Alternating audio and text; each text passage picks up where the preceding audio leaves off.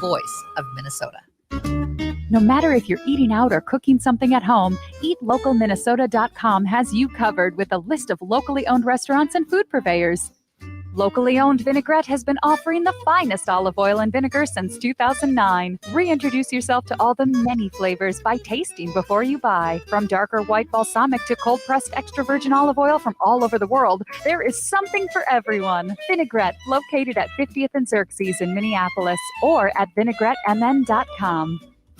The Park Tavern is your go-to destination for fun. Enjoy the fantastic food like their pizzas, burgers, and sandwiches, the best bowling in Minnesota, their wildly popular outdoor patio, great drink specials, all the big games on their numerous screens, and it's the perfect place for your next private event, even large gatherings for over 200. The Park Tavern is your go-to destination for everyone. Have fun at the Park Tavern, Louisiana Avenue, north of Highway 7 in St. Louis Park. With a look at your AM 950 weather, I'm Patrick Lilia. Partly cloudy tonight with a low of 66, then hot sunshine Friday with a high of 91.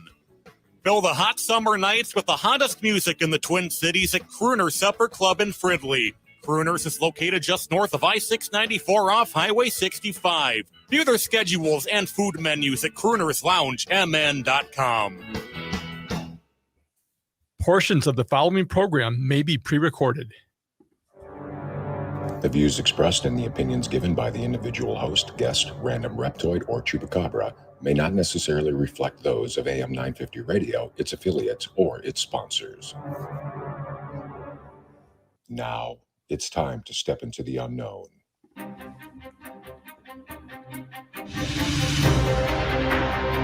There are things people experience but never talk about. A shadow moving in the corner, flickering of the lights, a disembodied voice. We invite you to talk with us, share your story, share your experience, because this isn't just your story, this is our story. This is GhostBox Radio with Greg Bakun. And this is GhostBox Radio on AM 950, where every night we talk about the paranormal, ufology, Bigfoot, and so much more. My name is Greg Bakun, and thank you very much for joining us tonight. Now, with me tonight, we also have Adam back at the studio. Adam, how are you tonight? We are good. Thank you so very much for having me back. Wasn't sure if I was let go. Yeah. Well, I mean, if you're let go, then I'm let go. I guess that's how that works. So, all right, I'll keep that in mind. I'll keep checking the schedule then. You just keep seeing if I'm on the air every night, and that'll be a good start. So, Adam, did you check out the blue moon last night at all? No, I did not, actually. I did not make it outside after the sun went down at all, now that I think about it. I did not. Well, and fair enough. I mean, it's one of those things, too, that I see all over Facebook and everything, and then it's like, oh, I forgot to go out. But I did go last night during my nightly trip to Quick Trip to enlarge my body further. I went out there and I did stick out there for a while, both physically and metaphysically, looking at the moon, and it was pretty beautiful. It wasn't blue for me. Maybe it was blue for everyone else watching, I don't know, but it was still very beautiful. And if you do the stuff with, like, if you have crystals and stuff, it's a good time to put that stuff out there to charge. If you have a pendulum, put it out there to charge. So yeah, no, that was a really cool to see last night. You missed out, quite frankly. Yeah, what I'm waiting on are the nice blood harvest moons that usually show up late September and October. Those are my favorite ones to actually check out. I will sit outside forever and just watch the moon go over. That's very true too. Yeah, no, that'll be good as well. So, Adam, tonight I'm very excited. I'm very excited for our guest tonight. We have on with us Miranda Young, and she is a co-owner of the historic Scott County Jail, and that's in Huntsville, Tennessee. And I say that because we do have a Scott County in Minnesota. I don't want people to start trying to, go to Mystic Lake or something and try to find out where the jail is there. There are jails in Scott County, Minnesota as well. I don't know if they're historic or haunted, but it's worth noting that we're talking about Huntsville, Tennessee here. And then Miranda also does a web series called Ghost Biker Explorations. And we're going to talk about that as well. Let alone all that. Miranda's very creative. She is an artist. She's a professional photographer. There is a lot to talk about tonight. And I am very, very excited that she is joining us. Miranda, welcome to GhostBox Radio. Hey, thanks, Greg. I've been so excited about coming on, and I appreciate you having me. Oh, my pleasure. My pleasure. And for anyone who has questions or wants to comment tonight, please call in 952-946-6205, 952-946-6205. Do I have that correct, though, that you are co-owner of the jail? Yes, I'm co-owner of the business, the True Crime Museum and the Paranormal Research Center here. We actually lease the building from the town of Huntsville. And you're in the jail right now. I am. I'm sitting here in the booking room of the historic Scott County Jail. Wow. So you're in there, and it is a place that has a lot of activity. When you get in there, does stuff start up right away? We have stuff happen day or night. It doesn't matter when. And, I don't know if it just starts up right when we come in here, but we often catch things on our security cameras. Actually, one of the videos we just released not too long ago was of our resident cat who does live here in the jail. Her name is Sally. And about 5:12 in the morning, one Thursday morning, something opened our gift shop door and put her inside. And the gift shop is in one of the former cells. And so it was more of a dorm style type cell that has a big metal door on it. I mean, she's probably a little 12-pound cat. There's no way she could have opened this 20-pound door. It's pretty wild. Because when I came in that morning, she wasn't there to greet me at the door. And so I went in and I just happened to hear her meowing from the gift shop. So I pulled the security camera footage, and it was really a pretty incredible capture. Wow, that is something. And I mean, you never know. I mean, cats get into everything, obviously. I mean, I have one, and he's a monster, but I mean, that's incredible. So what's the story with the jail? What's the background to it? So the jail is interesting. It was built in 1904, and it was in operation until 2008. And then it sat vacant from 2008. They got a tourism grant in 2017 where Scott County ended up giving it to the town of Huntsville. They still really didn't know what they wanted to do with it. So they held on to it until we approached the jail in 2021 about opening it as a true crime museum and a paranormal research center. Now, we've had everything, a lot of our earliest inmates that were in here for moonshining and ridge running. And so we've had everything from that to an unsolved murder of one of our sheriffs, Sheriff Richard Ellis. He was killed ambush style right at the front door. Oh, boy. And he's one of our resident spirits who does stick around with both intelligent and residual activity. Mm-hmm. We've also had at least 7 lynchings that we know of.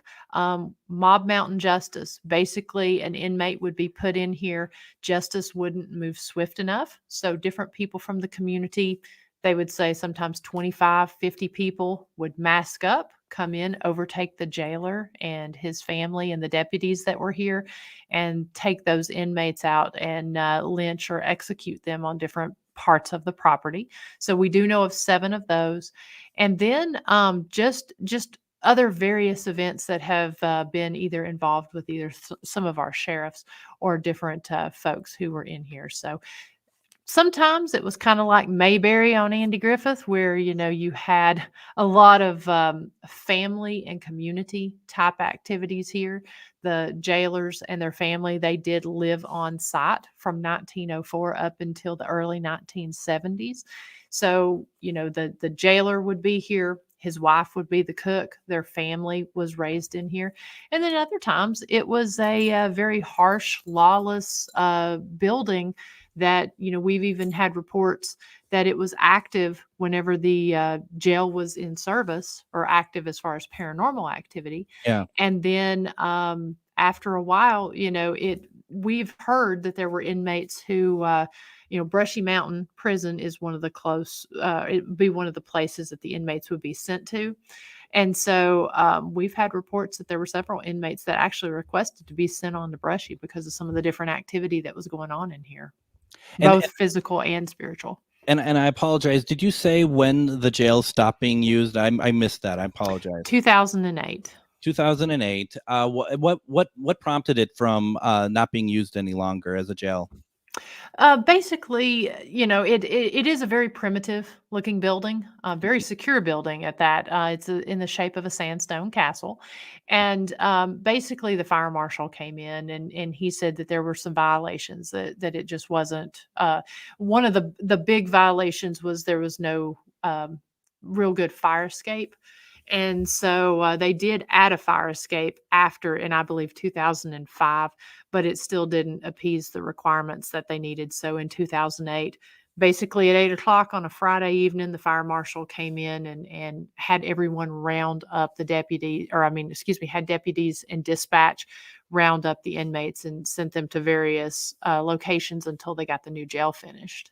When you're talking about the lynchings,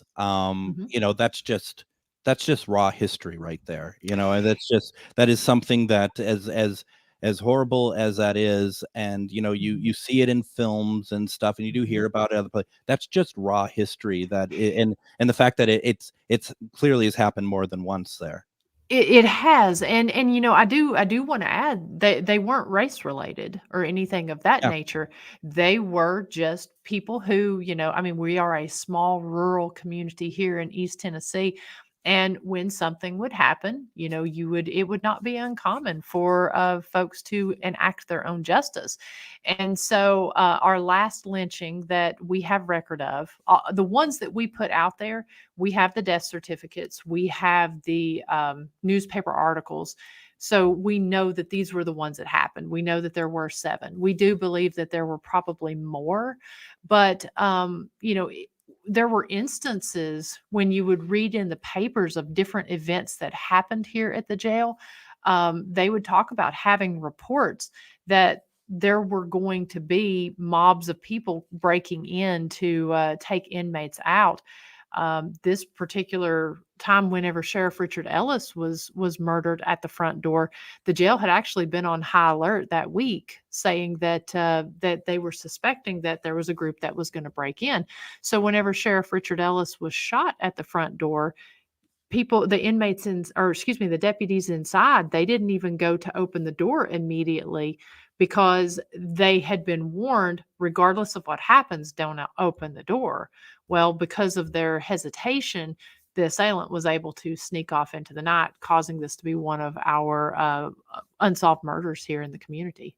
Wow, that's incredible. So, with that, when you all went to approach to take over and turn the jail into something else, how was that received? Was that easy, or was that difficult to try to get them on board? It was actually surprisingly easy. I mean, there was a whole process to it. I had this is my hometown. And so I had the opportunity to be able to move back home.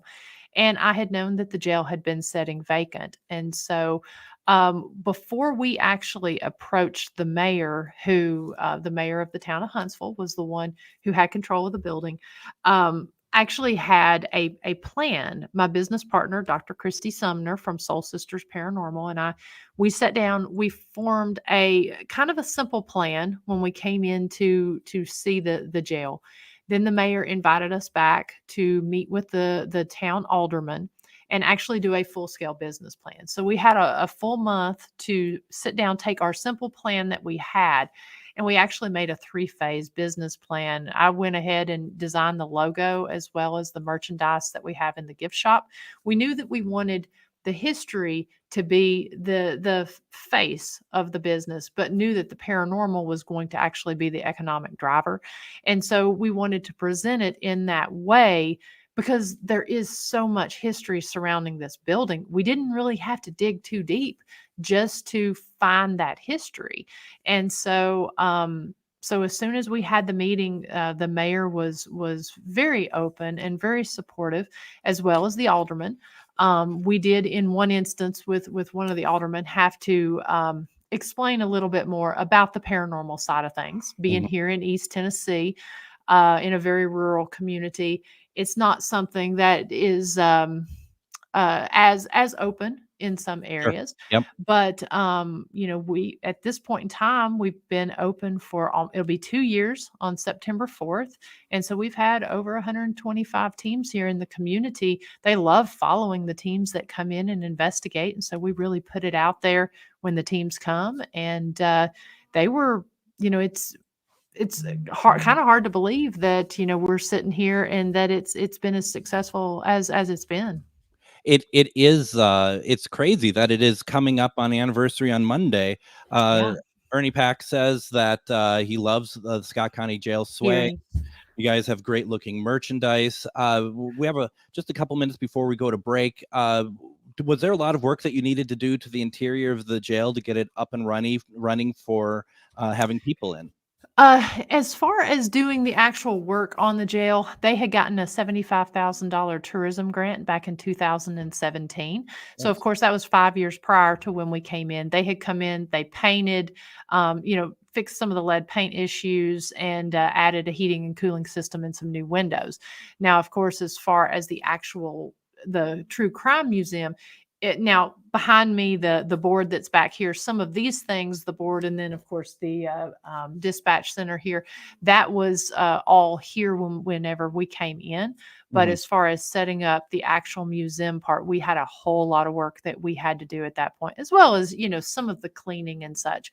When we did, I think we were in here about 3 months doing work every single day and night, really with the building, but then also with the spirits. Since it hadn't really been investigated, we did a lot of that as we were leading up to our grand opening. Well, and that's interesting. Do you, when you go into a place like that, I mean, if you do this either for an investigation or if you do this for opening a place, are you walking through that with spirit? Are you explaining what's going on and try to get them to understand what is happening here? I am. So I first investigated the building in 2014, so I knew it was active. But when I came in, we spent a lot of time sitting down, explaining what we were doing, who we are, and what the intentions were, and then really just trying to get to know the spirits. I mean, at this point, we were able to really figure out, certain areas where music is good, the type of music they like. We even have certain spirits, when they communicate certain ways, either through the dowsing rods or through different spirit boxes and that sort of thing. We've got to the point we know who we're talking to because they have a certain way of communicating. And I throw that back to the time that we spent on the front end. I would say it was probably really 2 months before we did actual investigations, because we were sitting there really just having communication and not doing a lot of investigation, but just letting them know about us and trying to learn about them. Fantastic. Let's do this. Let's take our first break. We have Miranda Young with us. We are talking about the historic Scott County Jail in Huntsville, Tennessee. If you have any questions, send them through. We are willing to take them, and we're going to talk about the actual spirits that are in the jail. You're listening to GhostBox Radio on AM 950.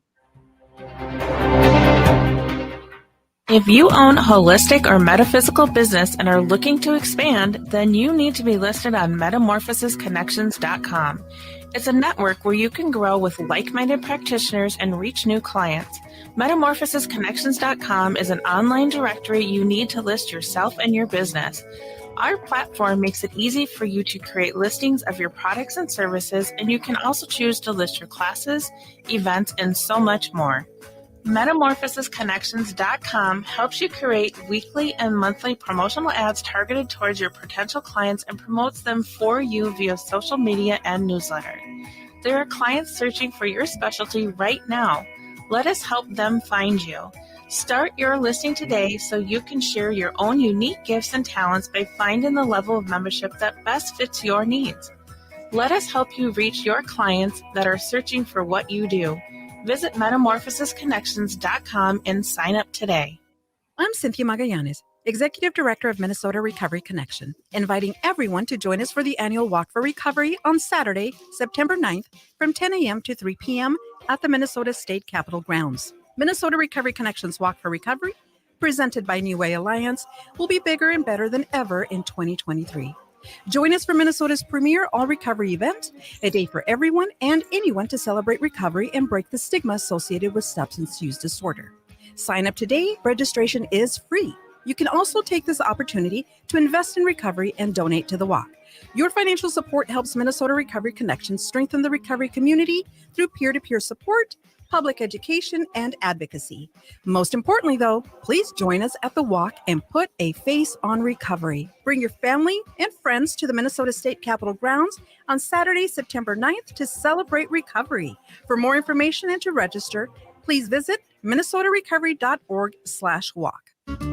Cafe Latte offers made-from-scratch soups, salads, sandwiches, and mouth-watering desserts.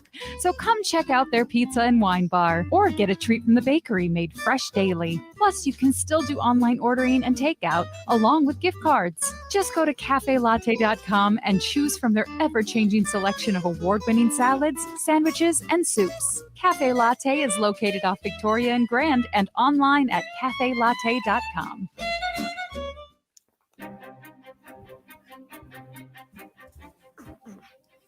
And welcome back to GhostBox Radio on AM 950. I just wanted to let everyone know that Wednesday, September 6th, please join us at Billy's Bar and Grill in Anoka, Minnesota for Ghost Stories and Beyond. We do this every month, and this month we're going to have a special guest.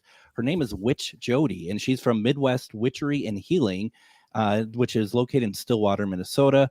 We're going to be talking about all things about being a witch and what it takes. And she is one of the few people that I know, well, to be honest, she's the only person that I know who is an actual witch from Salem. So that's going to be a very interesting conversation, and really looking forward to that. So that's going to be next week at Billy's Bar and Grill in Anoka. 6:30 p.m., $10 to get in, but it's also half price burger night. So what more could you possibly want? We have Miranda Young with us. We're talking about the historic Scott County Jail in Huntsville, Tennessee. We're going to be talking about a lot more things because, Miranda, you're a very creative person. We're going to be talking about ghost bikers, explorations. There's so much to talk about. I have a feeling creativity drives you. It really does. My background, I spent 21 years in the corporate world as a marketing executive and started on the creative side. Yep. So anytime I can do anything, creative outlet, that's my passion. And so, I draw the locations that I visit or that I highlight on my series. And that's actually how I fund my series, is through my illustrations and my merchandise, that sort of thing. So, and of course the web series, it is self-produced, self-funded. So, very, very creative. And I feel like I always have to have that. And it does kind of spill over into my investigation. I try to find creative ways to communicate whenever we're doing the investigations. So did you work at ad agencies? Were you like an art director, or what were you doing? If you don't mind me asking. No, I don't mind at all. I've worked at several different. I actually didn't go the agency route. I went the corporate route, and so that way, rather than having a bunch of cool creative projects, I was able to kind of focus a little more. I've worked in the insurance agency with Blue Cross, and then I've worked in the school photography industry with Olin Mills. I was their creative director, which for many, many years, which ironically, the business ended up going to Life Touch there in Minnesota. Yep. And then transitioned on to APS, where I became their marketing director. And so did the analytical side as well as the creative side.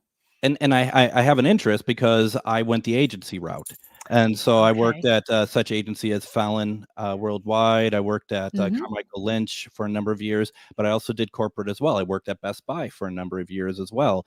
And I didn't do the creative. I did production. So I was a post-production producer. I was a producer, an agency producer. So there was, it's just interesting. I always love running into people who've worked the agency and that we survived. I think that's even the bigger thing. And what I find also really funny about that too is the idea that, at least for me, maybe not for you, But when you join an agency, you generally never quit on your own. They normally they kick you out. And it's interesting because because I went to school near Nashville, there in Murfreesboro, and I knew right at that point in time when I was graduating, because I majored in journalism and advertising, Yep. and did a double minor in art and psychology, Mhm. and I knew I wanted to go that creative route. And I thought I wanted to go that agency route because, the big three cities there with, I believe it was they're in Minnesota, New York, and Mhm. Chicago, I believe at the time when I graduated. I really wanted to hit one of the big agencies, but then ended up starting smaller and going corporate. And the more I did, I really liked the opportunity to get in and really know rather than getting to do the fun and broad scope of the creative side.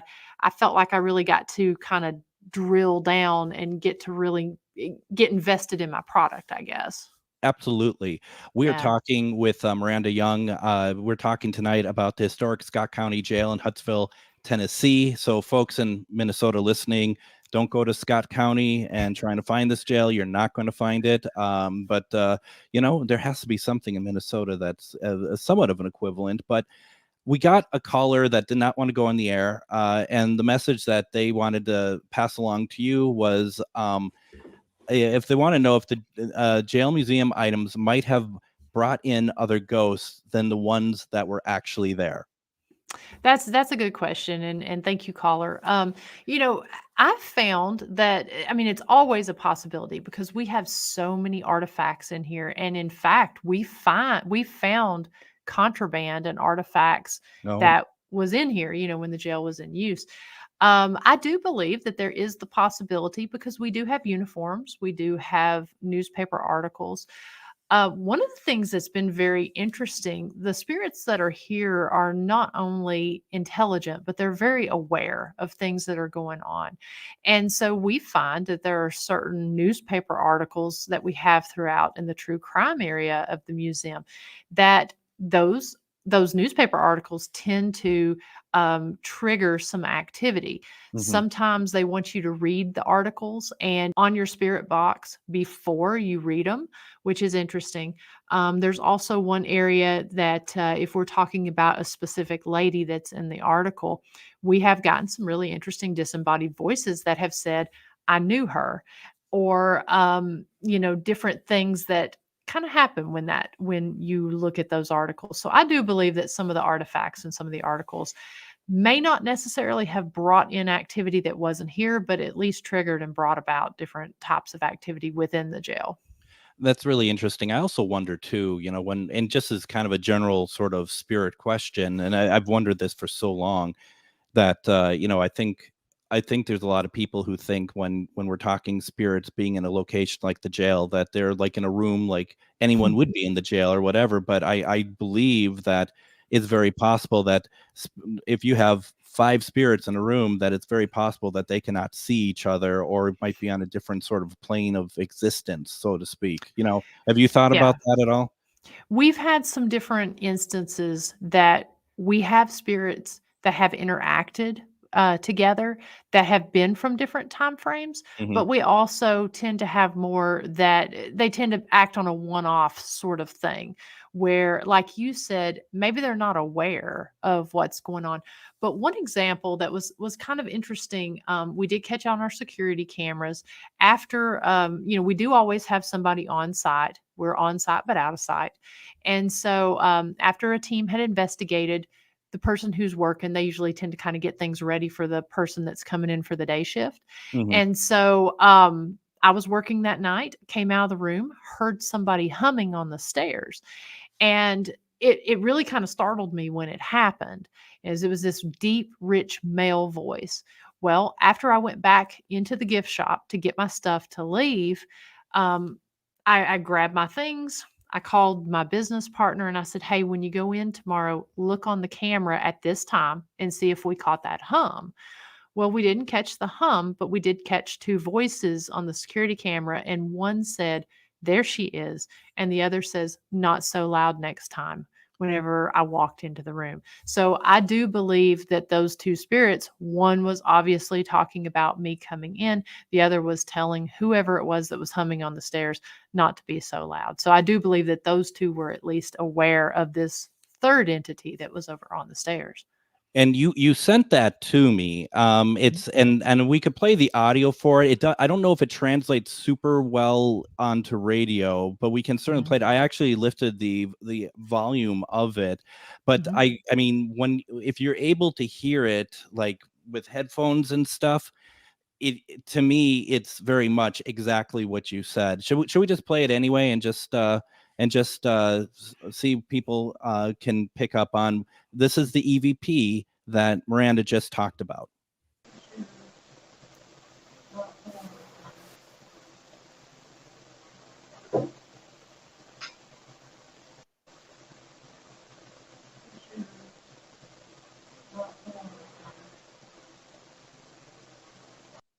So it's that's the thing about EVPs.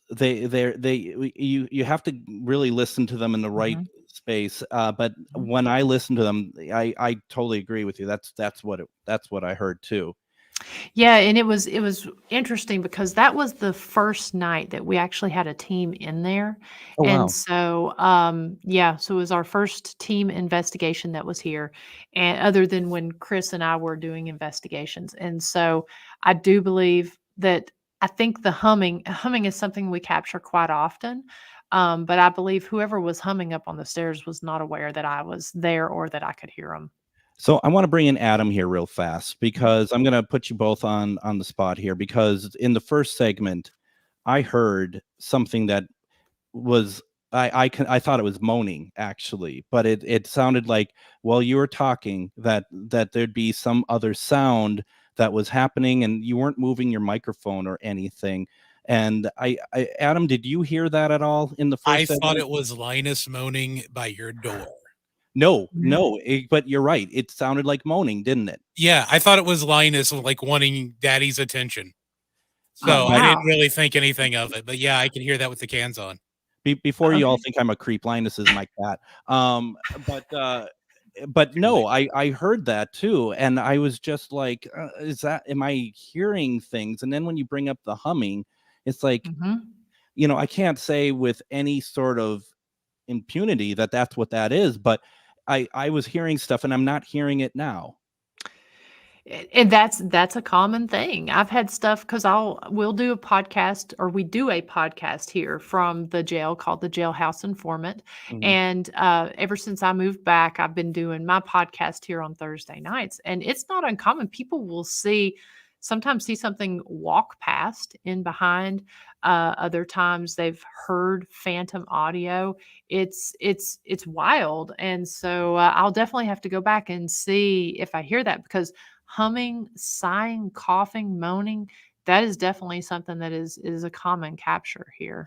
Yeah, let us know if what we're hearing, if you're just like, no, this is what this is, because you know it all well enough that, and I'm not trying to create a narrative that isn't there, but I was hearing it, and then when you brought up the humming, I'm like, I wonder, and that's why I'm glad you heard it as well, Adam. And my cat, I'm in a room that he can't get into at the moment. I'm sure he is outside the door, just like why on earth am I not part of this radio show?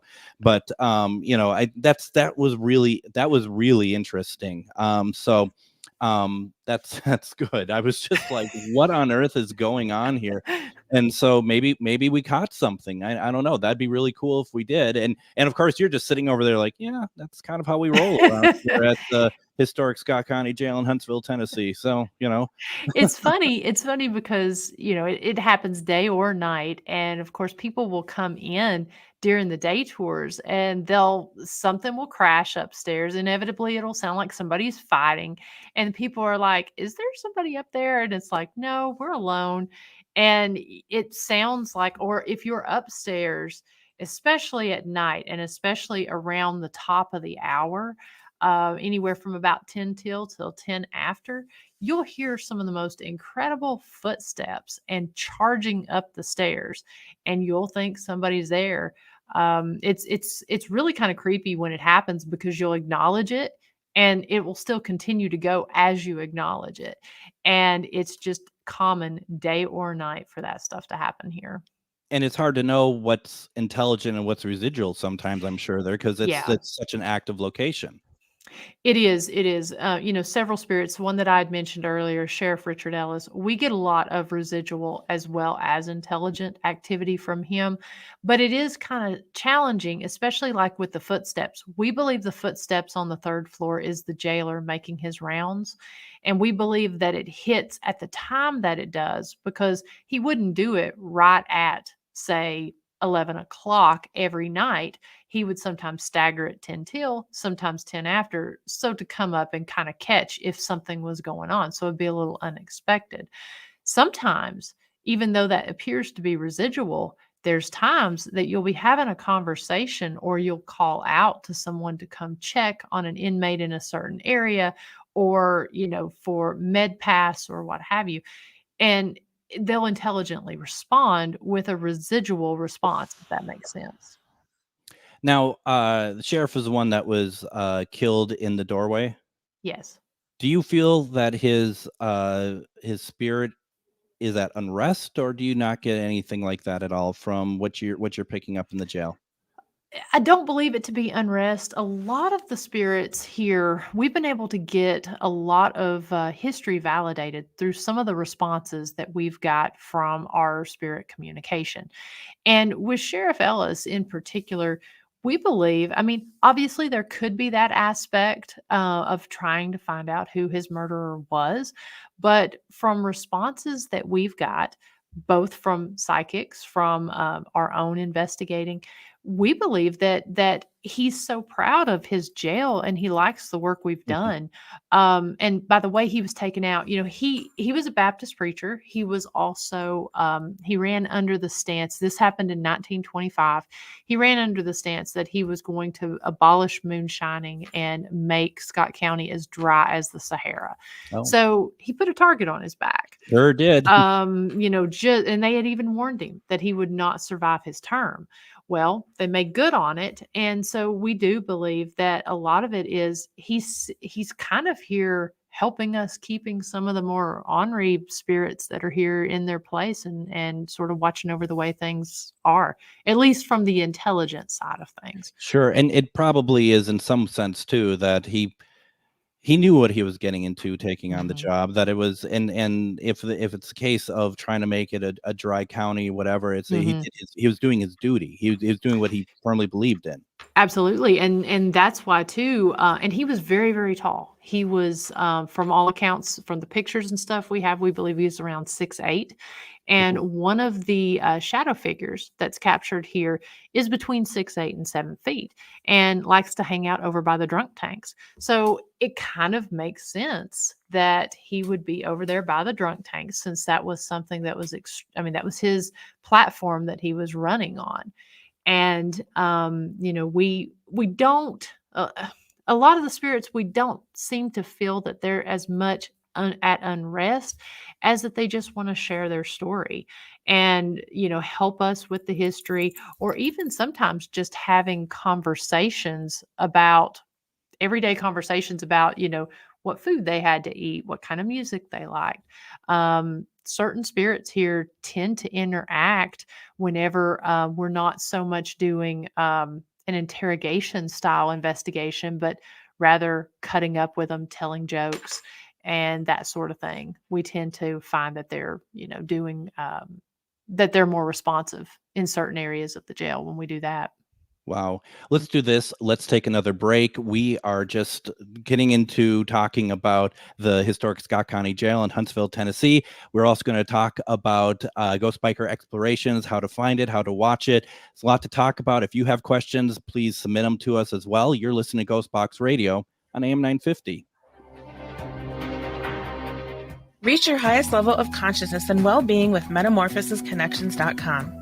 Metamorphosisconnections.com is an online directory of the best holistic and metaphysical practitioners to help you make your most informed choices. You can search metamorphosisconnections.com for classes, events, wellness and life coaches, plus metaphysical products and shops. You can also search for a wide array of healers from all modalities, including EFT, sound healing, energy healing, light therapy, ancestral healing, shamanic healing, reflexology, past life regressions, hypnotherapy, yoga, and more. And if you're not sure where to start, the search feature on metamorphosisconnections.com is tailored to help both those who know what they are looking for and those who are just starting. Come explore the possibilities for your higher self by visiting metamorphosisconnections.com. Their experienced practitioners can guide both beginners and those that are already on their spiritual journey. That's metamorphosisconnection.com, your link to direct you on your spiritual transformation. Hey, it's Patrick for Zero Res, my cleaning heroes. Did you know as many as 1 in 5 Americans suffer from allergies caused by particles found in the air in your home? If you or anyone in your family suffers from allergies or asthma, or you just want cleaner, healthier air, Zero Res can help with their air duct and dryer vent cleaning service. The Zero Res 12-step professional source removal process guarantees your home will be cleaned to the highest standards. Not only will an air duct cleaning help this allergy season, but you will enjoy less dust, lower energy bills, and your home will stay cleaner longer. It's back to school time, so there's no better time for a fresh start than right now, and that's why Zero Res is taking $100 off air duct cleaning services through the rest of August. Call 9520-RES or go to ZeroResMinnesota.com right now and ask for the AM 950 special. Spell it backward or forwards, it's the same. Zero Res. With a look at your AM 950 weather, I'm Patrick Lilia. Partly cloudy tonight with a low of 66, then hot sunshine Friday with a high of 91. Warner Stellian delivers appliance savings on a stick you won't find anywhere else. Earn a bonus for each additional appliance you buy for up to $1,000 back. Plus, pay no interest for 2 years. Shop smart with the specialists at Warner Stellian.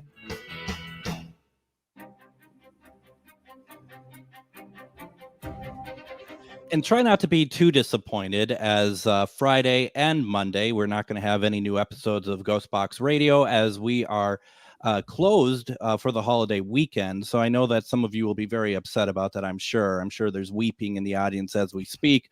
But just know that we'll be back on Tuesday, and our special guest is going to be Cindy Keza as we talk about the new season of The Dead Files, which starts on the Travel Channel next Thursday, September 7th at 9 p.m. Central Standard Time. It's really exciting. I'm looking forward to having her on, but we are having a fantastic conversation tonight with Miranda Young. We're talking about the historic Scott County Jail in Huntsville, Tennessee, and we are talking about her web series, Ghost Biker Explorations. And you said, Miranda, that you are now in the 6th season of this. Now, the 6th season about to start, right? Yes. So each season drops in October every Tuesday night at 9 p.m. Eastern time, and so there's typically 4 to 6 episodes each season. How long is each episode? So I tend to keep them a little bit shorter just to keep the attention span. Yep. So they range anywhere. The earlier episodes were around 20 to 30 minutes. The longest ones are 50 minutes, but they tend to be around between 30 to 45 minutes is the typical. Now, just because we don't know what happens over at the jail over there, was that a ghost cat that just came into shot, or is that a real cat? We don't know what's what anymore. That is Selly, and she lives here at the jail. So as someone who has also done a paranormal web series, I did a season of it back in 2015, 2016. It's a lot of work, and I think people don't understand how much work it is to get a season out every year, as well as everything else you have going on. Do you just not sleep, or you just don't think that's important, or how does all that work? I don't sleep much. I tend to say I'll sleep when I'm dead, unless there's an annoying ghost hunter that wants to keep talking to me. It really is. And that's why I do the seasons the way that I do. I put a lot of thought into how I was going to do Ghost Biker. And I like to do a lot of research about the location. Plus, I'm a solo investigator, so I have to go through all of my evidence leading up for that episode. Sure. So I tend to investigate some of the lesser known locations. They're either brand new, if they're a commercial location, they're brand new, or there's something that may be regionally known to a specific area. And so I do a lot of research on the front end. I do the investigation, and then I have to go through all of my recordings and audio, video. And then, of course, sometimes I do it solo or completely solo. Other times I have a camera person with me. And so I have to go through that footage as well, then produce the episode and get it out there. So I like to take as much time as I can rather than just sporadically releasing an episode as it's done. Kind of have it a set time. It's always, it's always worked well. People know October is Ghost Biker season. And then I follow it up with a live Thursday night episode where I go in, because a lot of the people who watch, my number one demographic they're bikers, and then also history buffs, and then paranormal being my third demographic. So I spend those Thursday nights really talking about the equipment, the techniques, the location, different things that I didn't want to highlight, or I mean, not highlight, but spend time talking about on the episode. Right. Yeah. So, yeah, it works out good, and there's a huge buildup as things get close. And we're doing something a little bit different this season, which I'm really, really excited about. We're going to release the trailer here next week, which will kind of talk about the special thing we're going to be doing different this season.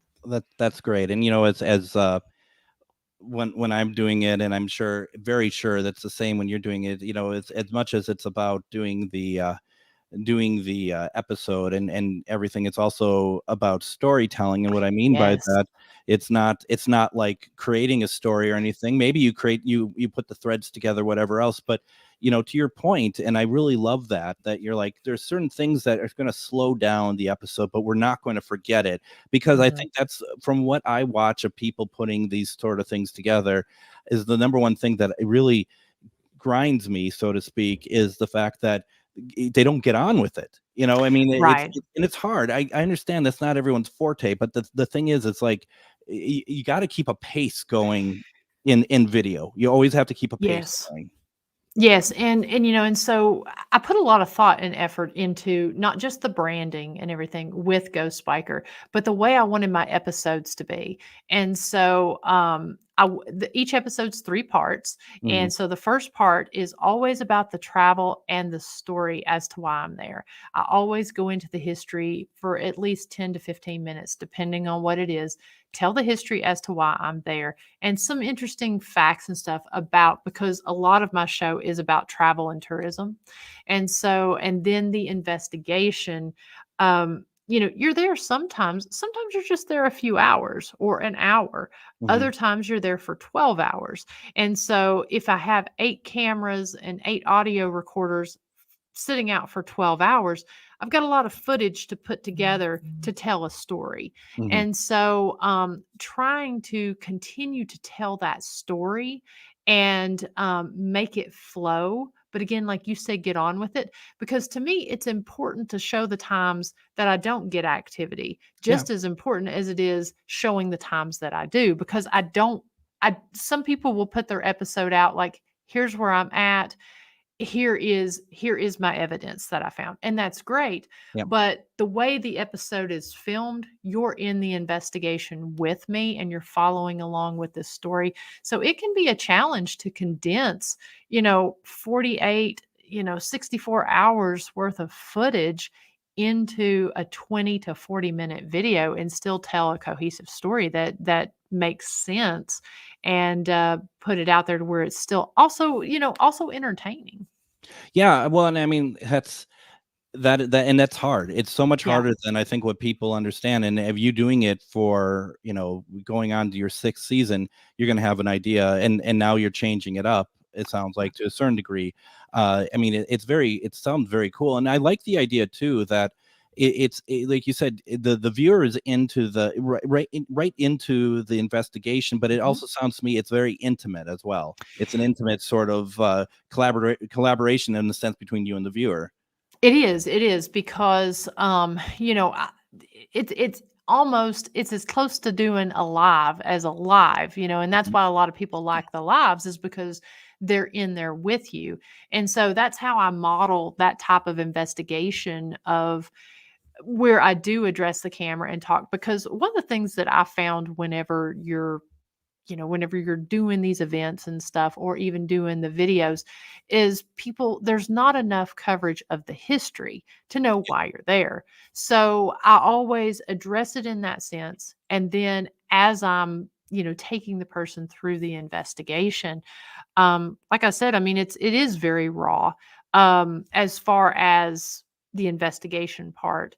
And, for me, it just sort of worked doing it that way. It took me a while to find my formula, but once I found it, it just seemed to work.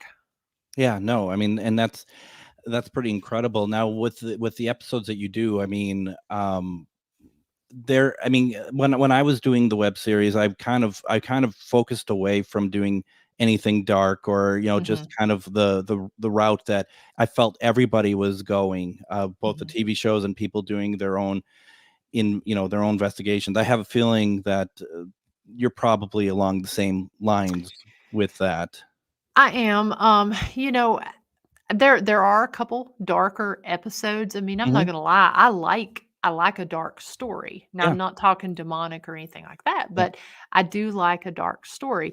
But some of the best ones that I've done have been very interesting stories that, one of them, in particular that comes to mind, is the 1944 troop train accident. And, it was important to share this story and to share this history, because the history was really just memorialized on a little 8x8 sign that was on a pole. And so I shared the history. I did a slightly different investigating style. I did it during the day, and I had to use some more unconventional methods because it was an outside investigation. And then at the very end, it was important to me. I found the photos of these gentlemen that were on the troop train that wrecked, and share their picture and their name, to really kind of remind people that what we're talking to in some instances was former people, or former humans. Yeah. And so that was something that was important to me. And I liked being able to, show that side of things, rather than just going in and having the jump scares and the Absolutely. darker side. Yeah. No, that makes a lot of sense. Now, how can people watch these episodes? So you can go back and you can binge the last 5 seasons on the Ghost Biker Explorations Facebook page, the Ghost Biker Explorations YouTube channel, and www.ghostbikerexplorations.com. On the website, you'll be able to see my merchandise, my drawings, just really follow along with events and stuff going on. And then also on Instagram under Runaway Vixen.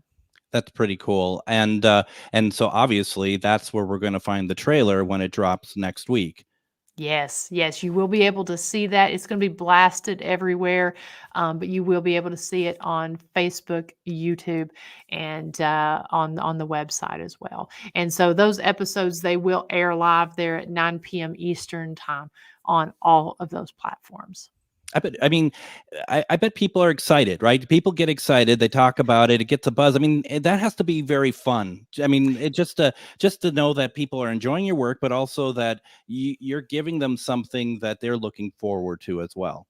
It is. It's very humbling, for one thing, that people will spend their time and watching what I do, that they care, and that they're interested in that, and then that they even share it out. And then just the buildup. I know after I did the first season, people were like, "What? I got to wait another year?" And so I try to throw in live investigations and stuff, and that's why I do the live stream every week to to keep that content and stuff coming out. But I would love to put more episodes out during the year. It's hard because I try to do them. I try to do them the way I've done it has been successful, so I try to do it that way. Well, and also there just isn't enough days in a year from all the stuff that you're doing. I mean, you need probably about 600 days for a year for all the stuff that you're working on. I mean, it's ridiculous. I mean, wow. It's really changed from going to a location owner now and doing this. It has sort of affected the way that I do the investigations, even though I'm in a location and could essentially investigate every day, you know. Yeah. I mean, it's just it's pretty incredible. And before I forget, because we have about a minute and a half left, I also want to let everyone know we talked a lot about the historic Scott County Jail in Huntsville, Tennessee tonight. If you want to find out more about that, go to historicscottcojail.com. If I think I have that right. Yes, and you can also, we did just expand to the historic village of Rugby, which is 20 miles from the jail. And so you can go to either the site that Greg mentioned, or just look up Historic Scott County Jail on Facebook, or just go to historyhighwayshaunts.com, and it's got links to both websites on that. My God, you have a lot of stuff going on. I do. God. Are you human? I mean, how do you even do all of this? It's taken me. For my web series, I got 4 of them out. I planned on 10. That was in 2015. I have a lot of unedited footage. I mean, this is. Oh my gosh, I don't get it. All right. Well, with that being said, make sure that you check out those sites. Miranda, I want to have you back at some point. Let's talk more about the web series and stuff. And I hope you had a good time tonight. I had a blast, Greg, and thank you to all the kind comments and everyone that's tuned in over there. I've been looking, and I really appreciate that, and I'm glad everyone's excited about the new season that's coming up. Absolutely, not one of them said hi to Greg, but that's okay. We're going to call it a week. We'll be back on Tuesday with Cindy Keza. Everyone have a safe Labor Day weekend, and we'll see you Tuesday. Bye, everyone.